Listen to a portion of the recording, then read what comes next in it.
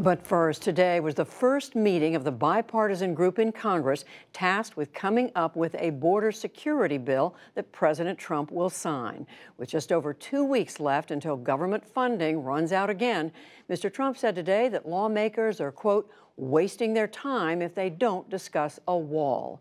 Republican Senator Shelley Moore Capito of West Virginia is one of those appointed to the conference committee, and she joins me now. Senator, welcome back to the NewsHour. So how did this meeting today go?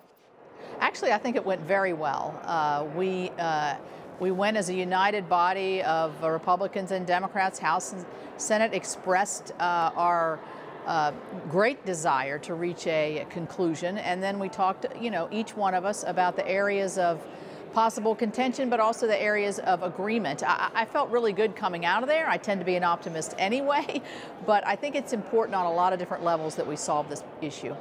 Well, we heard the Democrats saying, among others, Representative Nita Lowey, who's of course on the House Appropriations Committee, say that Democrats are prepared to expand on the $1.6 billion that had been in the original proposal for border security, but there was no specific mention of a physical barrier, of a wall. How do you read that?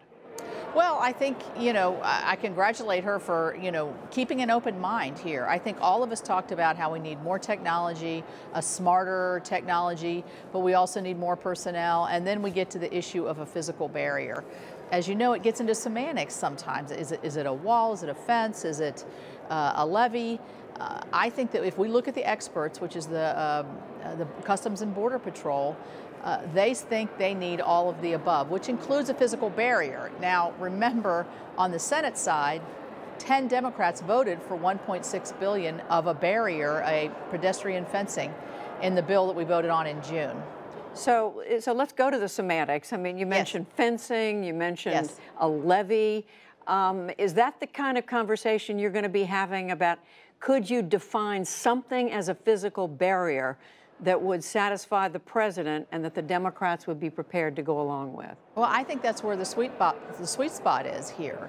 I think we agree on so much more humanitarian aid and technology and more border agents. We've got to find that point at which it says a physical barrier, which is what the CPB is asking for, that's effective in the more populated areas of Texas, where we see most of the illegal immigration occurring. And I think the Democrats are open to this. And it could be how we phrase it, and I think that's going to be critical. But we have to have the president's support in order for him to sign it, and that's also critical. So give us a sense of how that conversation goes. I mean, do you literally sit around the table and look at photographs or artistic renderings of what some kind of barrier could look like? Well, I think that there's where we really need it to leave it to the professionals. I mean, some of it is still bollard fencing, some of it is gates for vehicles that can't get through, some of it's access roads into these areas. It's a whole variety of different things that go into border security or prevention. And, this is the challenge, I think, for us to make sure that we're not hitting any of those hot button words, like a concrete wall would be a hot button word, I believe, and that we go to fencing, preventative measures of levees and other things. Do you have something in mind right now that might be that sweet spot that you just mentioned? Well, we have a bill that 10 senators voted for that has $1.6 billion, as I mentioned, on pedestrian fencing. It also has the technologies. The president came back with a greater ask and expressed his concern about the numbers going up and the different ways that people are coming across. They're not coming across as single men anymore, it's families. That's really putting a crush on the system to figure out, not just from a humanitarian way how to take care of it, but how to process people. So I think a lot of it's going to be, the talk is going to be around what we do about a barrier or a fence. But really, I think we need to have some of that and have a lot of the other, and all of that under the umbrella of border security. How much is the president himself going to be involved in these talks? I mean, I assume somebody on the committee is going to be briefing him every day. I mean, can you make a move in this committee without the president being on board? Well, it's incumbent upon us as appropriators. We are the ones that are the spending body that initiate the spending. That is our prerogative.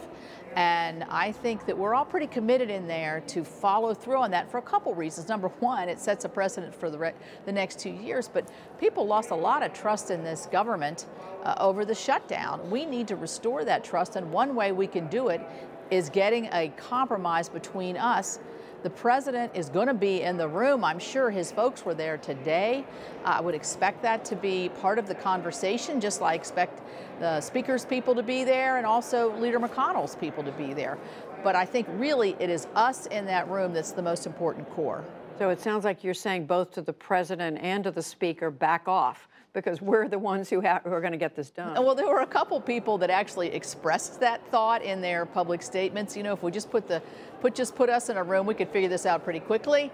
Tester and I have already done a bipartisan bill, and so we sort of rib each other in that direction. But at the end of the day, the speaker's important, and so's the president in terms of getting this across the finish line. You mentioned, of course, Senator Jon Tester. Right. Just then.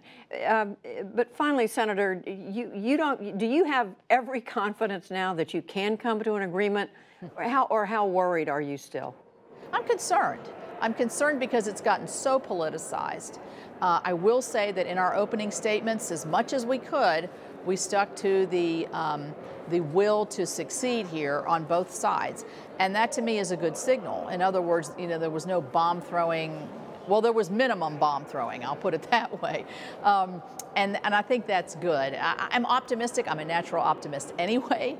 But I think it's important to us to make our mark and to make this decision and to convince the president and others that this is a good, solid move towards border security. But you're saying that you see good faith there on the part of the other party. Oh, definitely, definitely.